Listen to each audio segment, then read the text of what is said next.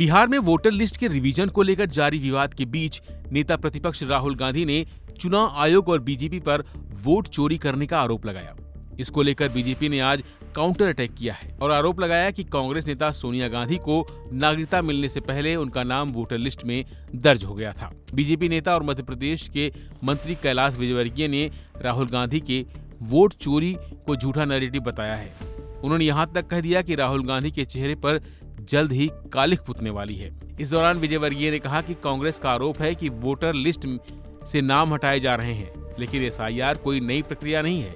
आजादी के बाद से ही चुनाव आयोग ये काम करता रहा है और मर चुके लोगों का नाम वोटर लिस्ट से हटाया जाता है। इतना ही नहीं, डुप्लीकेट नाम को भी डिलीट किया जाता है और यही एसआईआर है। इसके साथ ही विजयवर्गीय ने क्या कुछ कहा, आप खुद सुनिए। मित्रों, इस देश के अंदर एक जबरदस्त बहस चल रही है। वह बहस इस बात की है कि बिहार के अंदर जिस प्रकार स्वतंत्रता के बाद से ही चुनाव आयोग हर राज्य के अंदर गहन अध्ययन करता है और एसआईआर जिसे बोलते हैं, वह एसआईआर कुछ भी नहीं है, वो हर राज्य में होती है। और उसके बाद ऐसे लोग जिनकी मृत्यु हो गई है, ऐसे लोग जिनका नाम 2 बार है, ऐसे लोग जिन्होंने राज्य छोड़ दिया, उनका नाम हटाया जाता है और नए लोग जोड़े जाते हैं। ये कोई नया नहीं, पर कांग्रेस इसमें एक नैरेटिव बना रही है।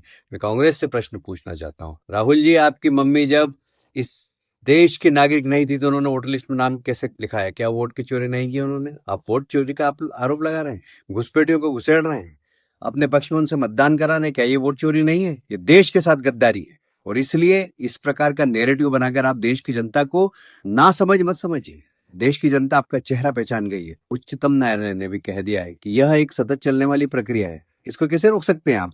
जहां तक बिहार का सवाल है तो 65 लाख मतदाताओं के नाम उन्होंने निकाले हैं। माननीय उच्चतम न्यायालय ने भी कहा कि निकालने का कारण बता दीजिए आप, और इस प्रक्रिया को रोका नहीं जा सकता है, सतत चलने वाली प्रक्रिया है। जब उच्चतम न्यायालय ने प्रमाण पत्र दे दिया तो आपको किसके प्रमाण पत्र की आवश्यकता है?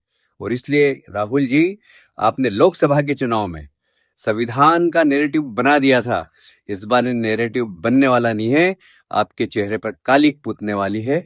देश की जनता आपको पहचान चुकी। वैसे इससे पहले बीजेपी आईटी सेल के प्रमुख और बंगाल बीजेपी के सह प्रभारी अमित मालवीय ने एक्स पर एक पोस्ट के जरिए आरोप लगाया था कि सोनिया गांधी का नाम 1980 और 1983 में 2 बार मतदाता सूची में शामिल किया गया, जबकि दोनों बार उनके पास भारतीय नागरिकता नहीं थी। अमित मालवीय ने कहा कि यह पूरा मामला चुनावी कानून के स्पष्ट उल्लंघन का उदाहरण है और शायद यही कारण है कि राहुल गांधी भी ऐसे मतदाताओं को वैध करने के पक्ष में रहते हैं जो अयोग्य या अवैध हैं और एसआईआर का विरोध करते हैं। फिलहाल के लिए बस इतना ही। बाकी अपडेट के लिए बने रहिए वन इंडिया हिंदी के साथ। Subscribe to One India and never miss an update. Download the One India app now.